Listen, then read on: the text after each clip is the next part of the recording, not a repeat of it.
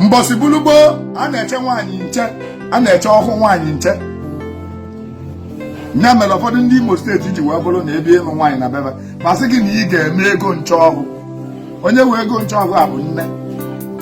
Ọ dị n'obodo niile a na-akwụ ya, mana onye a na-akwụli ọ bụzi kịta onye nwe kụgide enu megide hukọp ikegbu ya ịbịaba kwụ ụgwọ nche ọhụ. Kedu ebe a nọ wee chọọ ọhụ nwa nche?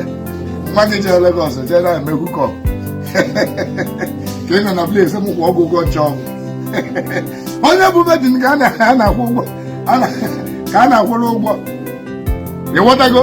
Onye bụ vejin, ọ bụ na nwunye gị bụ vejin, ị madụ iji nne nwunye gị ụgwọ nche ọhụ, ị gaghị akwụ onye ụgwọ ya.